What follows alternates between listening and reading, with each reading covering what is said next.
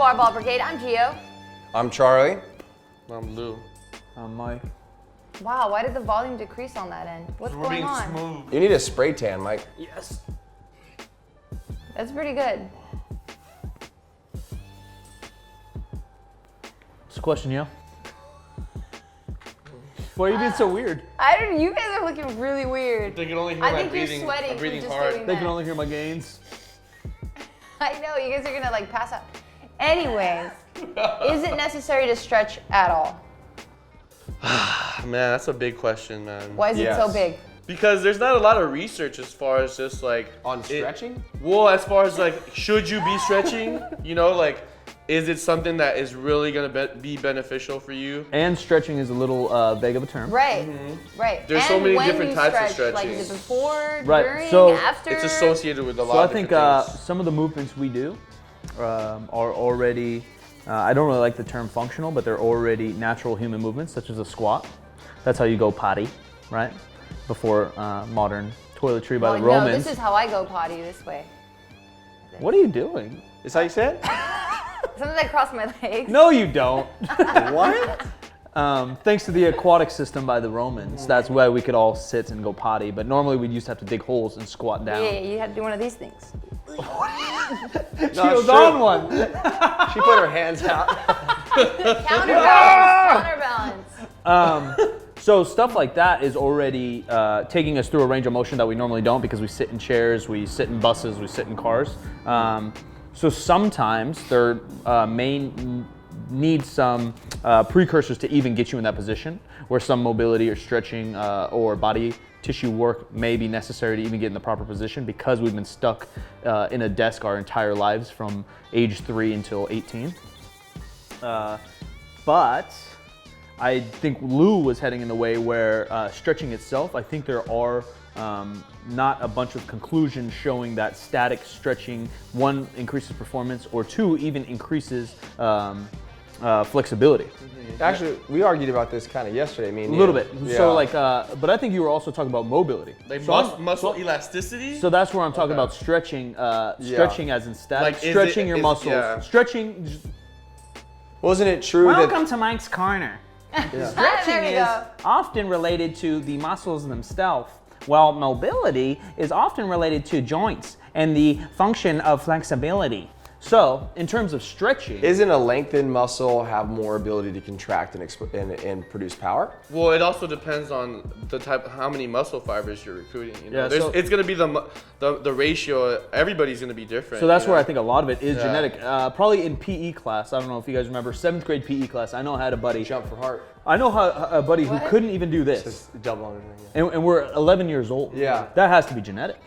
Like there's a do what? I reason can do his what? arm's a little bit shorter, his hamstrings a little bit tighter. Obviously, some people, Kelly Starrett for one, obviously he's a PT. So you're saying that maybe they could be predisposed through genetics, but that's something that they could acquire through working on, right? So I think there's limits on all of it. Just like there's a limit on strength, agree. some of us will never deadlift 900 pounds. Yeah. There's also a limit of some of us may just not touch our toes. Some people are also hypermobile. I would argue Genetics, against that someone would not be able to ever touch their toes. Maybe that's an extreme case, but some people will go like this on the floor and some won't. There's genetic limits on everything we do. Oh, maybe like a shortened. Yeah, I think that for me, I agree to some capacity of what you're saying, and I want to be argumentative. But if you look at the way that someone should warm up, my thoughts are is it should always be dynamic before static, and that's just me personally, because I think things should be warm before you try to kind of stretch them out. Yeah, that's how I was taught. But there's a lot of people that would say that, you know, like now there's different aspects of like yoga, different things that are saying no, like you want to get into the muscles while they're not warm. And so everyone's got this kind of like thing that they want to say. I personally believe that a dynamic warm up followed by static stretching is one of the best ways to get loose and get ready to go. Now, on the aspect of performance, what is it you're trying to do? If we're talking about a general public that's going to the gym to train, I think dynamic then static. If you become a specialist later in life, like Mike and these guys, and you're in Lou, and you're looking at doing specific goals, then it depends on how you want to use that stretching to be able to perform those movements. But I would say for the general populace, you would want to do dynamic, static, and then from there, I personally believe that a lengthened muscle that is longer has a better ability to contract and produce power. And I also believe that being more mobile and stretching would have a greater effect on you being successful opposed to those who don't do it at all. And I think there's evidence proving that people that don't stretch or don't do mobilization are higher in the likelihood to get injured than those who do, even though there's cases where being hypermobile does cause injury. Yeah. Would you say that? Yeah, I would say I agree. It's a sad argument always of specificity. There's a reason big bench pressers can't touch their head. There's just a reason, because as they're pulling down, this pec is stretching, and I might argue where a tighter muscle wants to get back to where it is. So like Mark Bell, one of the biggest benchers ever in gear, 854 pounds. He's soon to bench 611 pounds. 2016 coming soon. Is he gonna do that against Michael Tren? Michael Trent coming for you. So it gets so tight that without like a certain amount of weight, his pec wants to naturally stack back, similar to the slingshot, similar to a bench press shirt, similar to anything else. So it's so specific. But if you have that same tightness in your pec and you're going to tackle somebody, you're going to rip a pec off. Yes, 100%. Or you're going to go do a snatch, you're going to rip a pec off. Yeah. So the specifics are always, sadly, the main factor. But I'm a huge fan of dynamic warm-up. I'm not a huge fan of any static stretching myself, and I'm not a huge fan of like typical foam rollers or balls. I'm more. You don't like balls. Why don't you like myofascial release? I don't like balls unless they're really large and sitting next to me in a red shirt on the couch. Rollers? So I don't like foam rollers. I don't like that stuff, especially for like guys our size and stuff we do. I don't think there's enough poundage related to actually cause a release in our muscles, and I also think that most people don't spend enough time on those to actually cause a release. So I'm more a fan of someone else digging into you. Okay. Something like you had done earlier. I think that has a lot more effect than you rolling on like a soft ball for 5 minutes. Yeah. I think it's like, at least my personal opinion, it's a myofascial release. For me personally, and I think a lot of this is like personal preference, you know, like I'm not big on static stretching. I'm huge on dynamic stretching, but I'm also big on myofascial release. You know, I think it helps, especially like in between my sets. Like I love rolling out. Like if something's feeling a little bit more tight, like I start to release it. I mean, I can feel some of the trigger points that I have, or the knots that I have on my body when I'm doing myofascial release, whether it's with a lacrosse ball or a foam roller. Like I can feel like my tissue like just really, really tight, you know. Yeah. And I feel like it helps me get a lot more loose. Like you know, IT band gets really tight, TFL gets really tight, and at least when I roll it out, and I usually do it. I agree with you as far as just like the amount of pressure or weight you can put on it. Like I'll do it with like a 45-pound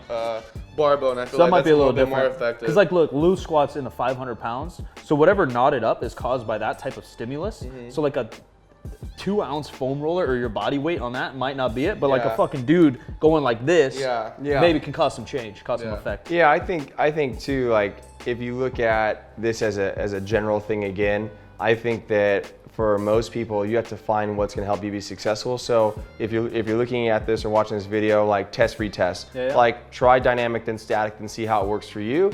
And if you don't like it, then for a week, try removing one, or then for 1 week, try switching the way that you do it. And you'll end up finding what works for you. I used to never stretch at all. Now I feel like post-injury, maybe it's more mental for me that I know I'm taking the precaution to make sure I'm prepared for those things. So maybe it's more of a mental component. So I don't know, you know, but I do know this is that everybody is going to be different. And I do know that most people that end up in, not to go like off the wall here, but like most people that end up in nursing homes aren't sick. They've lost mobilization. So like a majority, I'd say even 70 to 80% of most people that are in some form of a care home, they just can't care for themselves due to immobilization, not being able to move. And so we have people that are literally dying because there are inefficiencies in the way that they move and do things. So functional fitness, I obviously have a background in CrossFit, so I'm big on that. Not on the aspect of snatching a weight 100 times as fast as you can with shit form, but what I'm saying is that implementing things that are gonna keep you young or keep your body young or keep you doing full range of motion exercises and keep you, I hate using the word supple, right? But moving around, those are things that are gonna be able to help you for your basic life. Yeah. Now, if you have- ADLs. Going back to, like, being activities able of to- daily living. Being Yeah. able to squat a bar will be very similar to being Very able to similar. squat up and move a couch if your shit gets underneath it. Exactly. Or if you fall, understanding how to brace yourself Yeah. or drop into a pool. Like, sounds stupid, but like a burpee is a perfect example of how to fall without getting hurt. I agree. I think we all agree on, and I think this is top to bottom almost in the industry, is you need to warm up more than people like to warm up. People like to, I used to make fun of Luke because he would go first to a foam roller and do nothing. I think he's changed that a little bit where he have. moves around some and then you go to a foam I roller, have. similar to your dynamic than a static. Yeah. So I just say, at least what we all agree on, and I think almost industry standard now is just make sure you move.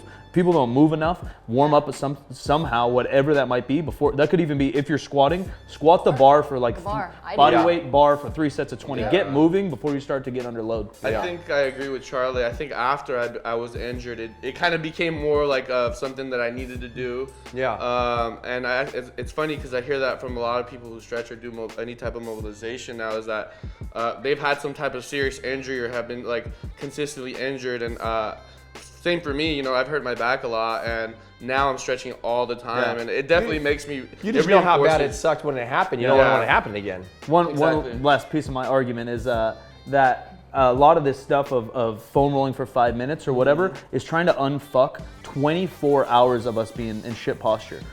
Yeah, so like I'm going through a little bit of a back issue right now, and I 100% don't think, or actually I feel I know, that it's not from me not foam rolling before I deadlift. It's from me waking up and getting on my laptop like this for 6 hours working, and then trying to go deadlift. That's how you work on your. It's just lap- not- I'll literally get on the couch. Well, I didn't want to show, but it's a little bit like this. There just needs to be a bigger population Really? to gather my information. bad, buddy. You know? I'm gonna buy you a stand-up desk. So last time I hurt my back a little bit, I automatically moved my laptop to my countertop in my kitchen, and I would work on that. But then just poor habits over time, wanting to get work done faster or wanting to be lazy, I go back to poor posture. Yeah. So postural stuff, movement stuff, like you were talking about with the elderly, or as you're getting older, the more postural stuff, the more just good human movement you get, the less chance of everything. Dope. Anyway, how does one know to train through an injury or not? Oh, this is a very hot topic in my head. It's a hot topic or odd? In my head, hot. Oh, hot. Many people can't distinguish what being hurt and being injured. Let's talk about that. Are you saying that because you feel that you're currently injured and you feel like people? I don't. I benched yesterday. People that say that they're hurt frustrate you because they haven't really experienced an injury. Yeah. That's the case, but nothing to do with my current situation. Oh, okay. More having to You're just very excited He's about it. passionate. more having to Tyler do. Mike is hurt. I coached high school basketball for 4 to 5 years, from age 19 to about 24. I was that age, and then obviously While you were training them, you were that age? I was coaching high school varsity basketball as soon as I stopped playing basketball at age 19. So I was coaching. wow. I was coaching like 17-year-olds when I was 19. Oh, wow. All the way to age about 24, and then from age 22 now to. Why did they call you Zendusky? Yeah, other issues. Next topic. And many kids get a little bump, get a little cut, Yeah. get a whatever, and like, hey man, I can't really go today, I'm injured. I can't do that drill, I'm injured. Same thing in lifting, can't really bench today, I'm injured. Yeah. You have tendonitis. That's Yeah. not an injury.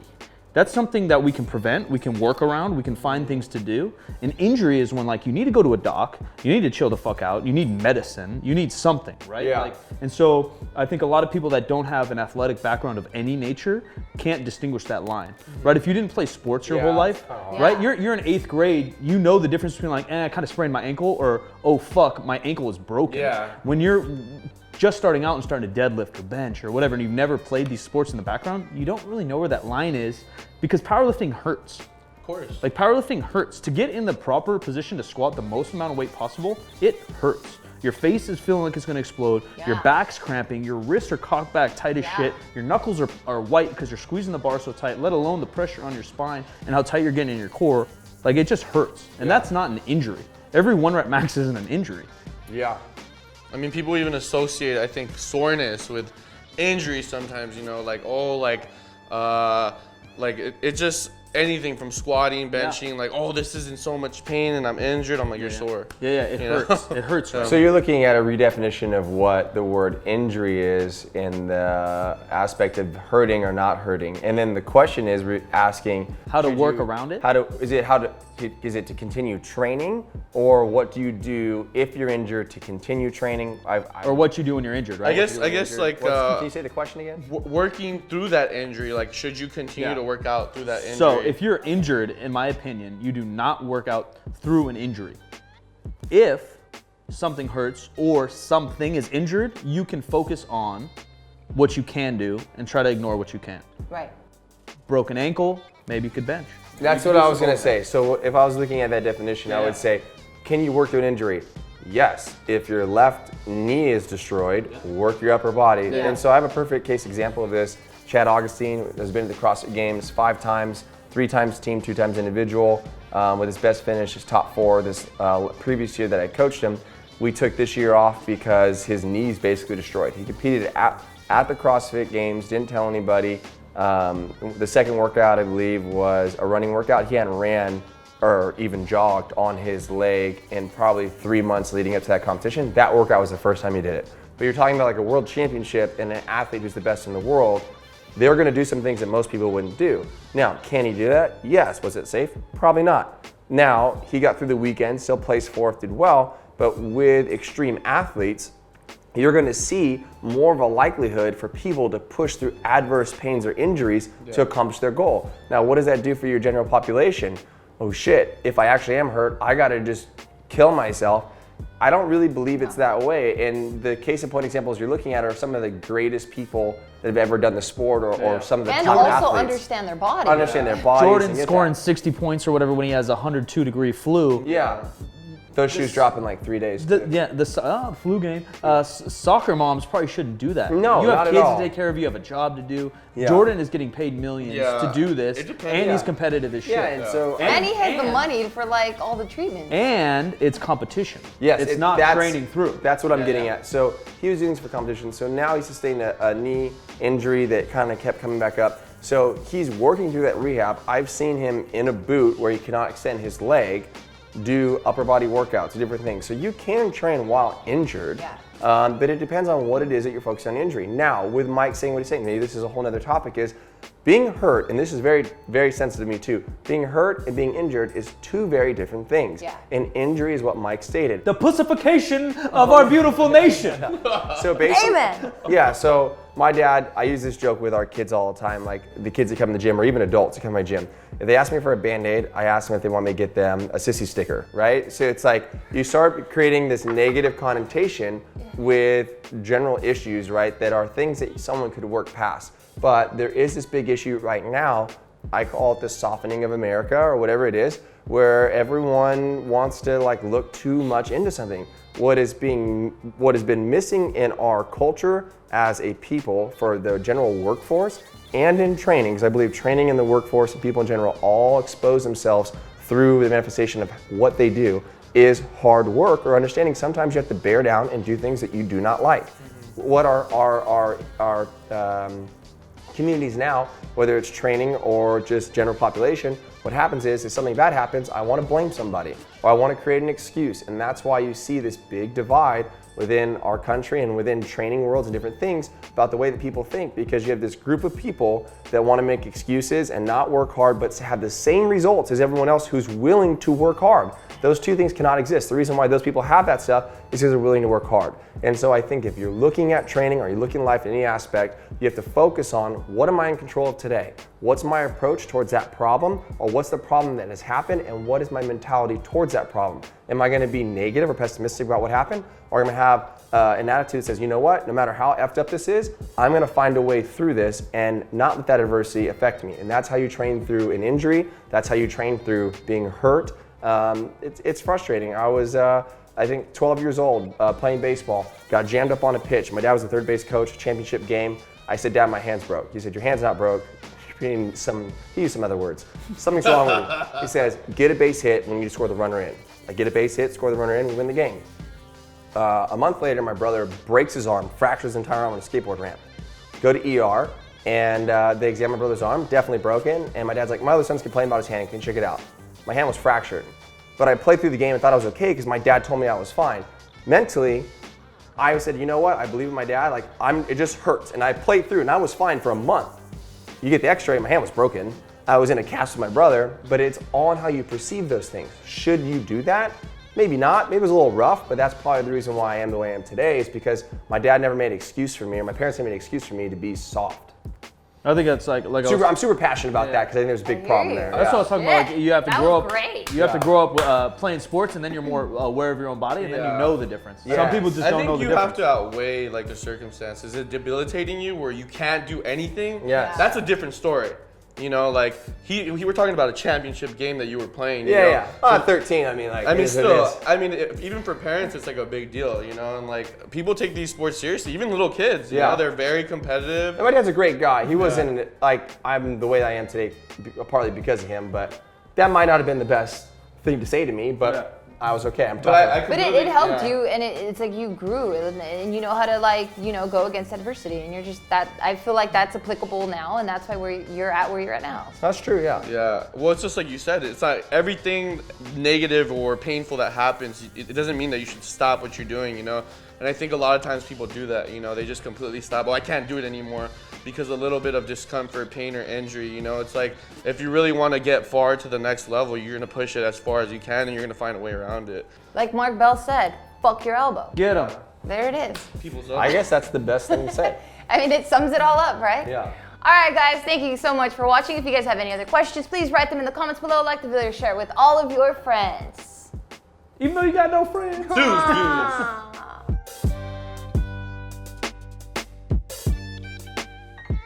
Can more reps and sets with barbell movements replace cardio? Oh yeah, like a barbell complex. Yeah. What is all Yeah, that? sets of Just 20. let people know. Yeah, I agree.